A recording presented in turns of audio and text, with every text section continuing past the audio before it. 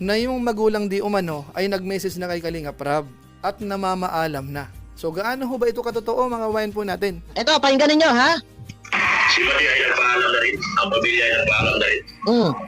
Sagot na lang nila ang natay. Kung talagang gusto nang umalis at pipiliin ng inyong grupo, sasabihan mo sila na makipag-usap kila Kalinga Prab ng maayos. Para maayos yung pag-uusap at para mayroon pong kaliwanagan, formality, at kasabay niyan ang tinatawag po nating respeto.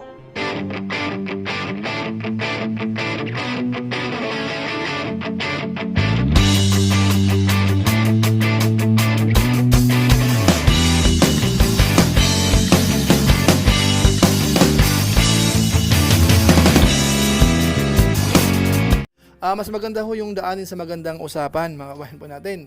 At hindi po natin tinotolerate yung mga nambabas ho talaga ng sobra-sobra. At nakaka-apekto na po sa tao. Ano mga kabayan natin? So ngayon po sa pagkakataong ito, ang i-highlight po natin ay yung nababalita na yung magulang di umano ay nag-message na kay Kalinga Prab at namamaalam na. So gaano ho ba ito katotoo mga kabayan po natin? Ito, pakinggan ninyo, ha? Si Mati ay nagpaalam na rin. Ang pamilya ay nagpaalam na rin. Sagot na lang nila ang natay. Si Madi ay nagpaalam na rin. Si Padi ay nagpaalam na rin. Sagot na lang nila ang hinihintay. So ikaw ang nag-a-announce. Nasa halip. Yung magulang ang mag-announce, si Madi at si Padi. O si Kalinga Prab ang nag-announce. Ikaw talaga kahit kailan, bida-bida ka, garang-gara ka. Na kaya napapas ang pamilya dahil sa inyo, kayo ang nagpasabog ng mga ka-isyuhan. Kayo ang pinagmula ng mga ka-isyuhan. Ngayon, bida-bida ka na naman, garang-gara ka na naman. Na dapat ang magsasalita niyan, ang pamilya, hindi ikaw. Kung nagpaalam ito kay Kalinga Prab ang pamilya, dapat si Kalinga Prab na lang din ang mag-a-announce nun. Ngayon, bida-bida ka na naman. Ha? Ngayon, kagaya niya, nagsasalita ka na nagpaalam na at ang hinihintay na lang ang sagot ni Kalinga Prab. Meron pa sinasabi dito na hindi daw binabasa ni Kalinga Prab ang message. Ngayon, kapag meron magko-comment again sa pamilya or hindi pabor sa di umano, ay nagpaalam na ayon sa iyong salita, kapag ito ay hindi pabor ang mga viewers, magkakaroon ng bashing.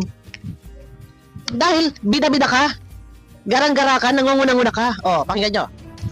Si Mati ay nagpaalam na rin. Ang pamilya ay nagpaalam na rin. Sagot na lang nila ang natay.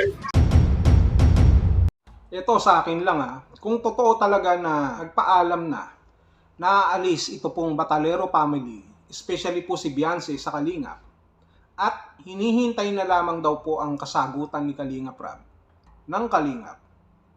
Sa tingin ko, kagaya ng sabi ng aking mga kasamahan na reactors, ito po ay hindi tama. Kung sinasabi ni Dr. Lab na hindi na kailangan magpaalam pa ni Beyonce ng personal, ito po ay malinaw pa sa transparent na utak. Kung siya man ang may kagagawa nito, sabihin natin na si Doc Lab ang nagsabi na huwag ka na magpaalam, okay lamang yan, maintindihan naman nila yan. Huwag na po kayong magpaalam. Talking about the family of Beyonce, Batalero family, hindi po ito magandang suggestion. Hindi po ito magandang advice. Dito mo makikita sa sinabi ni Doc Lab na hindi na kailangan magpaalam pa at siya na ang nagsasalita para sa pamilya ni Beyonce, para kay Beyonce mismo. Lalapain po ng lalapain lalo ng mga basher ito pong pamilya ni Beyonce at si Beyonce mismo. Sa makatuwid, kung concern ka dun sa pamilya at pinoprotektahan mo sila, lalo na si Beyonce, hindi mo siya hayaang mabash at hindi mo hayaang isipin ng maraming tao, ng mga kalingap, ng ibang sponsors na walang utang na loob si Beyonce at ang kanyang pamilya. Dahil sa oras na hindi po sila nakapagpaalam ng formal na magkaroon ng pag-uusap, lumalabas po na binabypass po nila ito pong Kalingap. Lumalabas na wala po silang pakialam. Na lahat ng sinabi nila noon na sila po ay may utang na loob, sila po ay tumatanaw ng utang na loob, nagpapasalamat sa Kalingap, lahat po ng yan ay mabubura at mapapalitan po ng galit at frustration, disappointment ng Kalingap, ng Kalingap community. At mas lalong kawawa dito si Beyonce sapagkat mapag-iisipan siya na siya po ay hindi tumatanaw ng utang na loob, na siya po ay nagmamalaki na porket may sponsor na ay hahayaan na lamang ang Kalingap, iiwan na lamang ang Kalingap at pipiliin kayo. Kung ikaw naman ay matinong tao, Dr. Lab, at kung sino pa ang kasama mo, ito, nag-uusap lamang tayo. Papayuhan mo sila na once and for all, kung talagang gusto nang umalis at pipiliin ng inyong grupo, sasabihan mo sila na makipag-usap kila Kalingap Rab ng maayos. Para maayos yung pag-uusap at para mayroon pong kaliwanagan. Formality at kasabay niyan ang tinatawag po nating respeto. Yun ay kung mayroon kayong respeto at gusto nyong ipakita na importante ang kahulugan ng salitang respeto. At hindi lamang nahuhulog sa salitang respeto kung hindi mismo ang respeto ay nakikita sa gawa. Sa papanong paraan, sa pakikipag-usap ng personal, kila Kalingap Rab at sa Kalingap. Dr. Lab naman, ang galing mong mag-advise kung totoo man. Dahil sinasabi mo na hindi na kailangan magpaalam pa, hinihintay na lamang ang kasagutan nila Kalingap Rab. Nagpaalam na lang sa pamamagitan ng pagmemensahe. Hindi tama yun. Oo, very bad. Very bad yung ganon. Alin sa dalawa? Ang Batalero family, si Biancy ba ang nagdesisyon na magmensahe na lamang, mag-message na lamang, o sinabihan ninyo, o kayo ang may pakana? Kasi kung ang Batalero family ang nagdesisyon yan, at alam mo na mali, ikaw mismo ang magtatama. Hindi ba? Yun ay kung wala kang tama. Ngayon, kung ito-tolerate mo yan at kayo mismo magsasabi na, oo nga, hindi na kailangan magpaalam pa, aba, meron ka na namang tama. Ibang klase nga lang tama. Tama ba? At dahil sa ginawa nyong yan, mas lalong mababash si Biancy. Sabi ko nga kanina, mababash yan. No, pupulutanin yan. Yun ang ayaw nyo na sinasabi nyo na kaya nyo pinagtatanggol si Biancy ay dahil ayaw nyong mabas. At pagkatapos nito, sa pagkakataon na ito, kahit sa huling bahagi ng kanilang relasyon sa Kalingap, hindi magpapaalam. Ano sa tingin nyo ang mangyari? Hindi ba mababas din? Lalong mababas ang Batalero family, mas lalong mababas si Biancy. So anong pinagkaiba nun? Lalabas ngayon na kaming mga reactors pa ang tagapagtanggol nila sapagkat ayaw naming mangyari yon.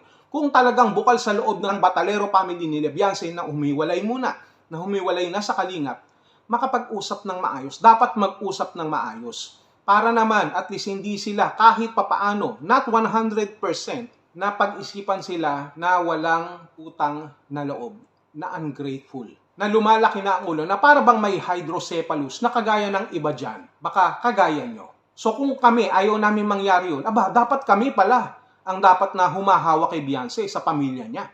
Hindi kayo. Sapagkat kayo, wala kayong pakialam kahit na mabas yan, hindi nyo sinabihan ng tama, o baka naman kayo talaga ang nagsusulsul na wag na magpaalam. Ngayon, kung okay lang sa inyo to, aba, may problema na kayo. Alin sa dalawa? Okay lang sa inyo to dahil gusto nyong gumanti sa Kalingap? O okay lang ito sa inyo dahil ito ay bahagi ng isang mahabang prank na ginagawa ninyo? Alin man sa dalawa, kahit sabihin natin prank pa yan, ito po ay hindi magandang biro.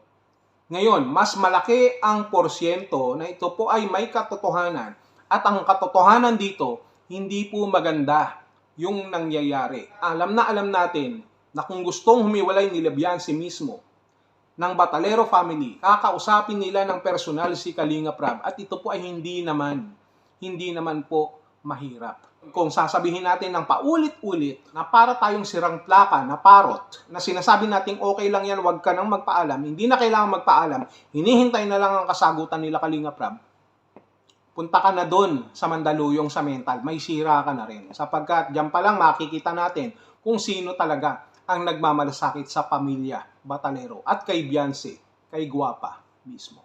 Kayo mga Kalingap, mga Ka-Adonis, ano sa tingin nyo? Tama ba? Huwag na silang magpaalam ng formal sapagkat nakapagmensahe naman at naghihintay na lang ng kasagutan? O baka naman mas maganda na mapag-usapan para magkaalaman na tayong lahat? Ano sa tingin nyo?